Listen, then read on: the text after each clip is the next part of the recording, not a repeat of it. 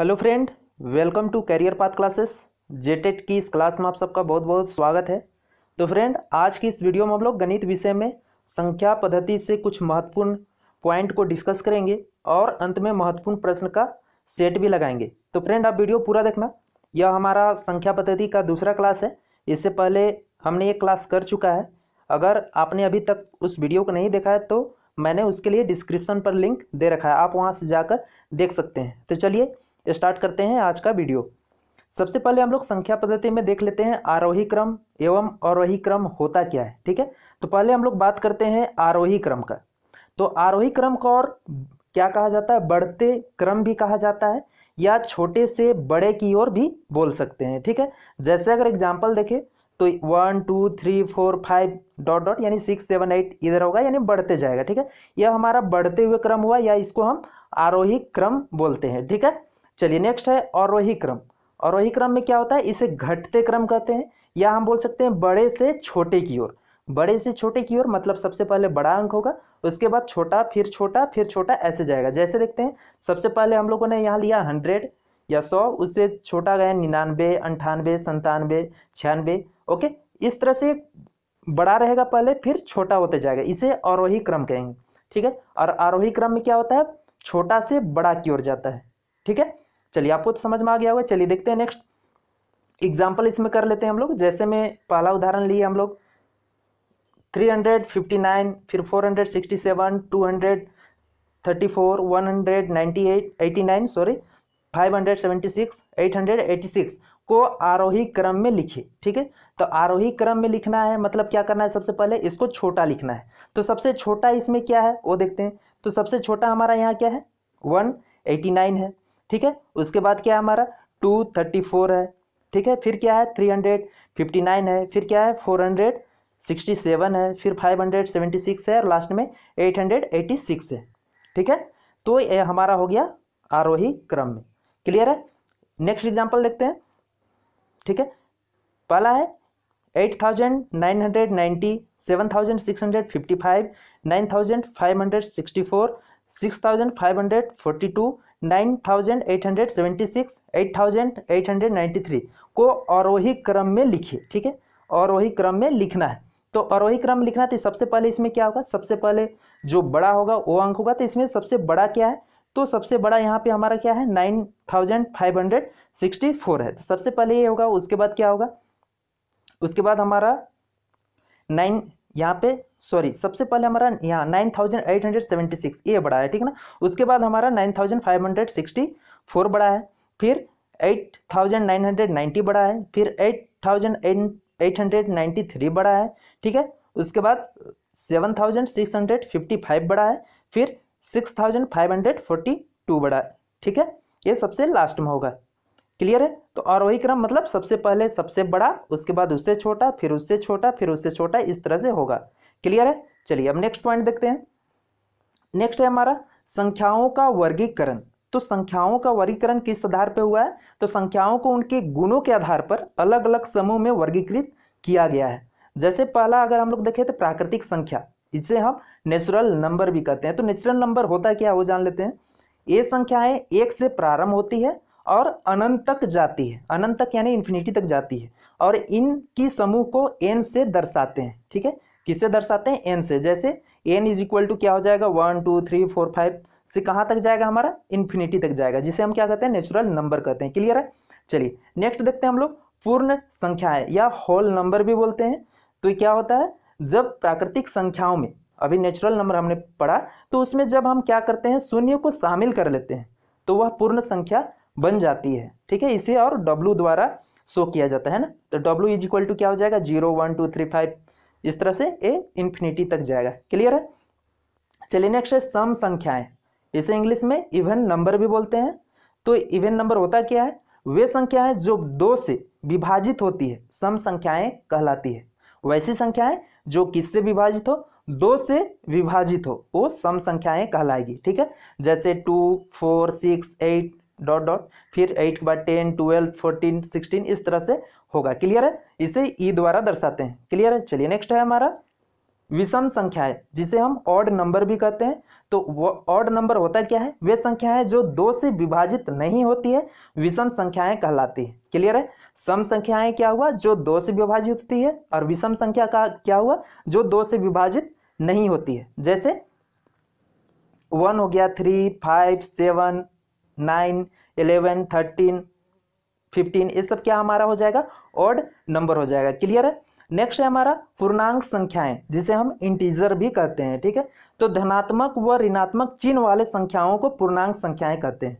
ठीक है। धनात्मक मतलब प्लस साइन वाला, और ऋणात्मक जो नेगेटिव साइन माइनस साइन हो, उस चिन्ह वाले संख्याओं को हम क्या बोलेंगे, पूर्णांक संख्या कहेंगे। ओके।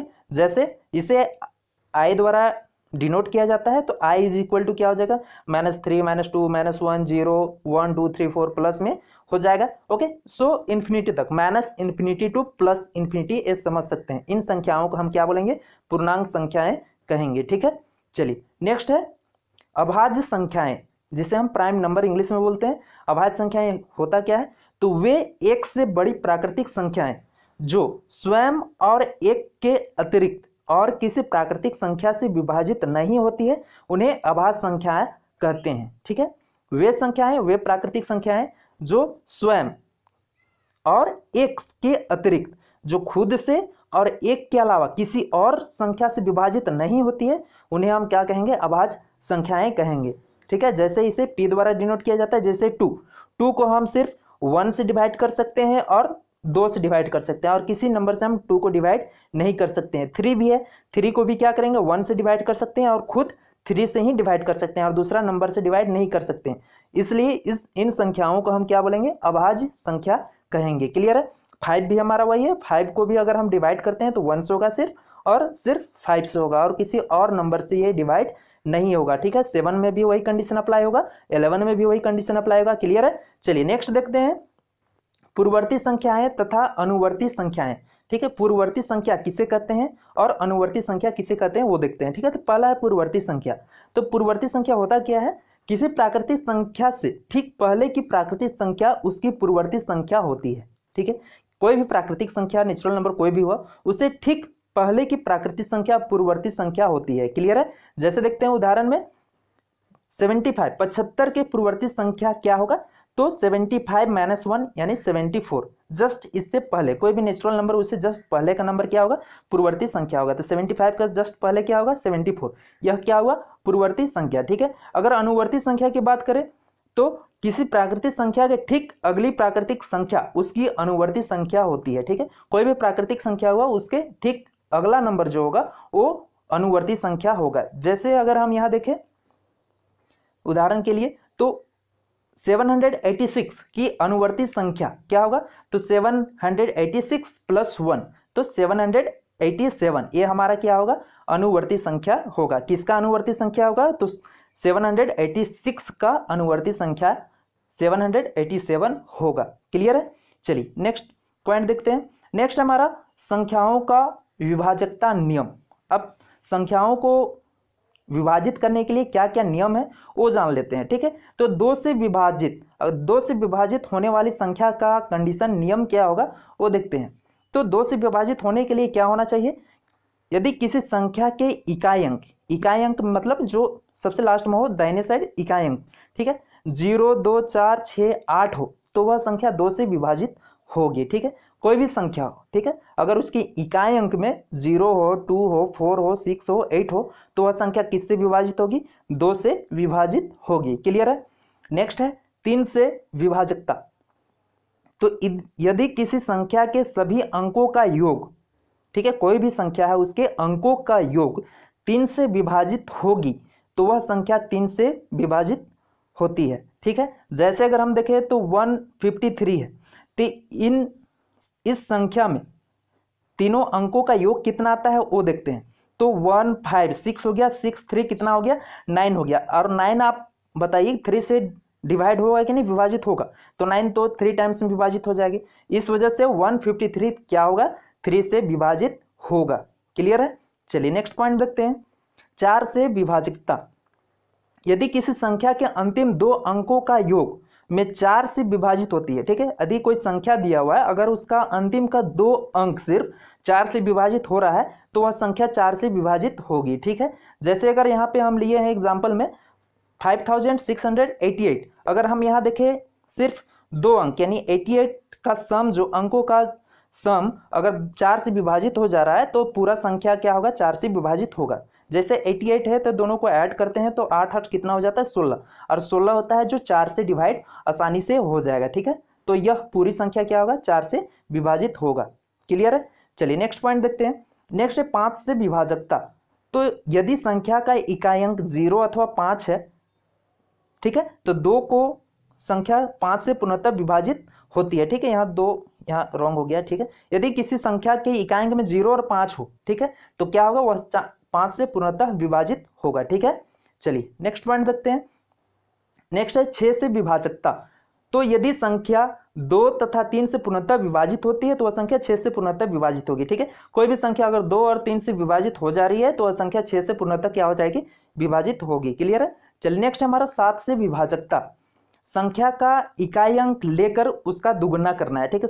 सबसे पहले क्या करना है, कोई संख्या दिया हुआ है उसका इकाई अंक लेना है और उसको दुगुना करना है। फिर प्राप्त संख्या को, जो प्राप्त संख्या मिला हमारा, उसे मूल संख्या के शेष अंकों से घटाना है, ठीक है, घटाएं। यदि प्राप्त नई संख्या 0 अथवा 0 से विभाजित होने वाली संख्या है तो मूल संख्या भी 7 से विभाजित होगी। क्लियर है। चलिए नेक्स्ट पॉइंट है 8 से विभाजकता। तो संख्या के अंतिम 3 अंकों का योग यदि 8 से विभाजित होती है तो वह संख्या 8 से विभाजित होगी। क्लियर है। कोई भी संख्या के अंतिम 3 अंकों का योग अगर 8 से विभाजित हो जा रही है तो वह संख्या 8 से क्या होगी, विभाजित होगी। क्लियर है। नेक्स्ट है हमारा 9 से विभाजकता। तो यदि संख्या के सभी अंकों का योग 9 से विभाजित होती है तो यह संख्या 9 से विभाजित होगी, ठीक है। यह 3 से विभाजकता का नियम का सेम है यही, ठीक है। उसमें अगर सभी अंकों का योग अगर 3 से विभाजित होता था तो 3 से सारी संख्या का क्या हो जाती, विभाजित हो जाती। इसमें भी वही कंडीशन है, यदि संख्याओं के सभी अंकों का योग अगर 9 से विभाजित हो जाती है तो वह संख्या 9 से क्या होगी, विभाजित होगी, ठीक है। चलिए नेक्स्ट है हमारा 10 से 11 से, सॉरी 10 से तो 0 हो तो काफी सिंपल है। 11 से विभाजकता। इसमें क्या है नियम वो देखते हैं। यदि संख्या में सम स्थानों पर अंकों के योग तथा विषम स्थानों पर अंकों का योग का अंतर 11 से विभाजित होती है तो संख्या 11 से क्या होगी, विभाजित होगी, ठीक है। यहाँ पे लगता है रॉन्ग हो गया है, ठीक है। यहाँ पे अंतर, यहाँ सॉरी इसको आप ध्यान देना, यह रॉन्ग है। यदि संख्या के सम स्थानों पर अंकों का योग तथा विषम संख्याओं का स्थानों पर अंकों का योग का अंतर अगर 0 हो, ठीक हो, अगर 0 आए तो वो क्या होगा, 11 से क्या होगा, विभाजित होगा, ठीक है। जैसे हम यहाँ देखते हैं 2 5 कितना हुआ, 7, ठीक है। 7 5 कितना हो गया, 12। क्लियर है। नेक्स्ट देखते हैं 4 3 कितना हो गया, 7 7 5 कितना हो गया, 12। अब 12 माइनस 12 कितना होगा, 12 माइनस 12 क्या होगा, 0, ठीक है। ये 0 हुआ तो ये क्या होगा, 11 से विभाजित होगा। अगर अंतर भी अगर 11 आती, सॉरी अगर ये भी सही होगा, अगर अंतर भी 11 आता तो यह भी क्या होता, 11 से विभाजित होता, ये पूरी संख्या। क्लियर है। चलिए तो फ्रेंड यहाँ पर हम लोगों ने संख्या पद्धति में बचे जितने सारे टॉपिक थे उन सबको क्लियर किया। अब है बारी इंपॉर्टेंट क्वेश्चन आंसर का सेट लगाने का। तो फ्रेंड चलिए इंपॉर्टेंट क्वेश्चन आंसर का सेट लगाते हैं। पहला क्वेश्चन है, उन सभी अभाज्य संख्याओं का जो 17 से बड़ी नहीं है योगफल है, ठीक है। उन सभी अभाज्य संख्याओं का योग बताना है जो 17 से बड़ी नहीं है, ठीक है। तो 17 से बड़ी नहीं अभाज्य संख्या क्या क्या है, तो पहला में तो 2 होगा हमारा, फिर 3 होगा, फिर 5 होगा, फिर 7 होगा, फिर 11 होगा, फिर 13 होगा, फिर 17 होगा, ठीक है। तो अभाज्य संख्या होती क्या है, अभी जस्ट हमने डिस्कस किया था। तो वैसी संख्याएं जो सिर्फ एक से और खुद से क्या हो, डिविजिबल, विभाजित हो, उसे हम क्या कहते हैं, अभाज्य संख्या कहते हैं, ठीक है। अब इनका योगफल पूछा है तो 2 + 3 + 5 + 7 + 11 + 13 + 17 इज इक्वल टू कितना हो जाएगा, अगर इसको ऐड करते हैं तो 58 आएगा, ठीक है। तो ऑप्शन हमारा बी यहाँ पे सही होगा। क्लियर है। चलिए नेक्स्ट क्वेश्चन देखते हैं। दूसरा क्वेश्चन है 80 और 90 के बीच कि सभी अभाज्य संख्याओं का गुणनफल है, ठीक है। 80 और 90 के बीच की जितनी सारी अभाज्य संख्या है उनका गुणनफल बताना है, ठीक है। तो 80 और 90 के बीच, ठीक है, 80 और 90 के बीच की बात कर रही है, तो इनके बीच की अभाज्य संख्या क्या क्या है वो पहले जान लेते हैं। तो पहला तुम्हारा 83 होता है, फिर एक 89 होगा। दो ही अभाज्य संख्या है 80 और 90 के बीच की, ठीक है। और इनका गुणनफल क्या होगा, तो 83 इंटू 89 करते हैं यहाँ पे, ठीक है। इनको मल्टीप्लाई करते हैं तो हमारा आ जाएगा कितना, 9 3 जा 27, ठीक है। 7 हो गया, कैरी 2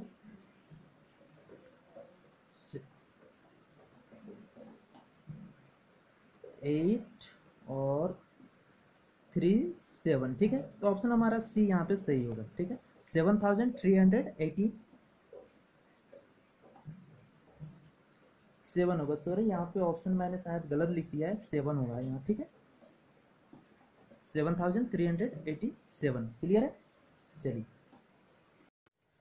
तीसरा क्वेश्चन है, दो संख्याओं का योगफल 8 है तथा उनका गुणनफल 15 है, उनके व्युत्क्रमों का योगफल होगा, वो बताना है। कितना होगा वो बताना है कि दो संख्याओं का योगफल दे रहा है 8 है और गुणनफल कितना दे रहा है 15 है, तो उसका व्युत्क्रम मतलब उल्टा का योगफल क्या होगा वो बताना है, ठीक है।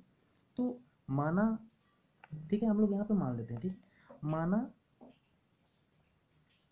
कि दो संख्याएं, ठीक है, माना कि दो संख्याएं कौन कौन है हमारे यहाँ पे, माने कि दो संख्याएं हमारे x तथा y, ठीक है, और इनका योगफल, तो x प्लस वाई का योगफल 8 है और इनका गुणनफल कितना है 15 है, ठीक है। अब इनका पूछा है व्युत्क्रमों का योगफल, व्युत्क्रम मतलब जस्ट उल्टा, तो x का उल्टा क्या हो जाएगा 1/x और y का उल्टा 1/y, ठीक है।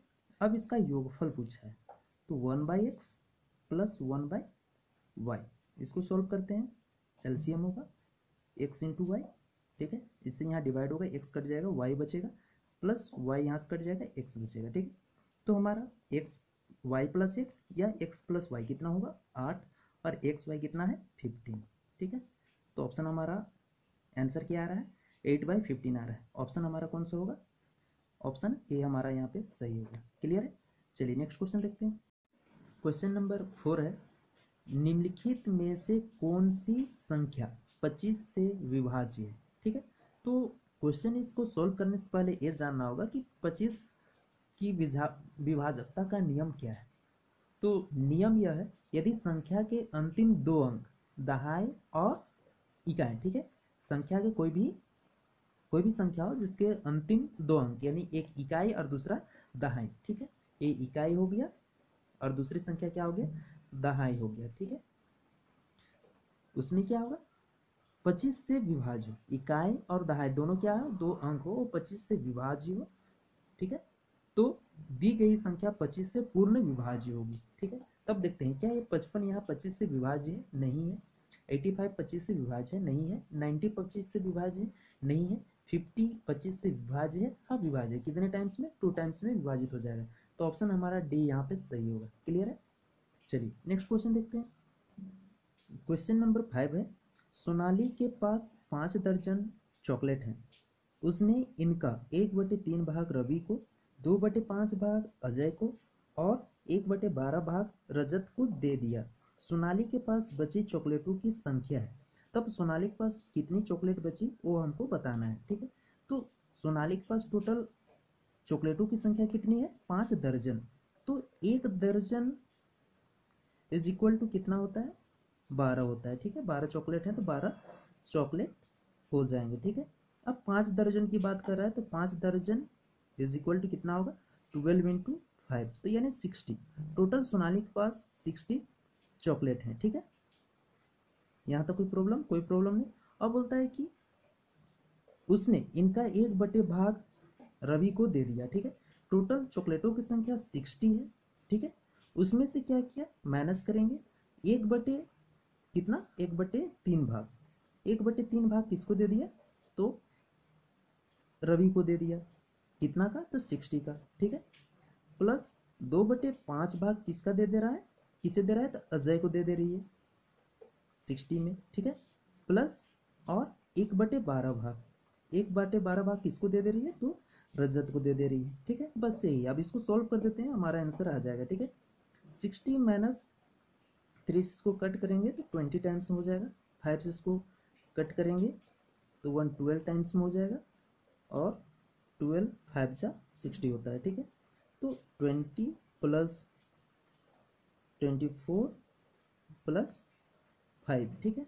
अब इसको सोल्व करते हैं, 60 माइनस ये हमारा कितना आ जाएगा, 49 हो जाएगा, ठीक है। अब 60 माइनस 49 करेंगे तो कितना आएगा, 11 आएगा, ठीक है। तो सोनाली के पास बचे चॉकलेटों की संख्या कितनी होगी, 11 होगी। ऑप्शन डी हमारा यहाँ पे सही होगा। क्लियर है। चलिए नेक्स्ट क्वेश्चन देखते हैं। क्वेश्चन नंबर 6 है, प्रथम 10 विषम संख्याओं का योगफल ज्ञात करें, ठीक है। तो प्रथम 10 विषम संख्याओं का योगफल क्या होगा, तो इसके लिए एक फॉर्मूला है काफ़ी आसान। अगर इस तरह से आता है तो इसको डायरेक्ट फार्मूला हमारा क्या है, एन स्क्वायर, ठीक है। एन का स्क्वायर कर देंगे, आंसर निकल जाएगा। तो कितने 10 विषम संख्याओं का योगफल पूछ जाए तो 10 का यहाँ स्क्वायर कर देंगे, कितना आएगा 100। तो यहाँ पे 10 विषम संख्याओं का योगफल कितना होगा, 100 होगा। ऑप्शन सी हमारा यहाँ पे सही होगा। क्लियर है। चलिए नेक्स्ट क्वेश्चन देखते हैं। क्वेश्चन नंबर 7 है, 120 तक कितनी संख्याएं 8 से विभाज्य है, 10 12 15 या 16, ठीक है। इस टाइप का क्वेश्चन आता है जब भी, तो क्या करना होगा कि 120 को डायरेक्ट 8 से क्या करेंगे, डिवाइड कर देंगे, ठीक है। जो हमारा आंसर आएगा वही आंसर होगा, ठीक है ना। 8 1 जा 8 कर देंगे, कैरी बचा 4, 0 8 5 जा 40, ठीक है। तो 15 आया, यही हमारा आंसर होगा। तो 15 संख्याएं हैं जो 120 तक, 15 ऐसी संख्याएं हैं जो 8 से क्या होगी, विभाजित होगी, ठीक है। तो फ्रेंड यहाँ पर हम लोगों ने लगभग 7 क्वेश्चन किया, संख्या पद्धति का को अच्छे से समझा, ठीक है। और उससे रिलेटेड जितने सारे क्वेश्चन थे इंपॉर्टेंट, उन सबको कवर किया।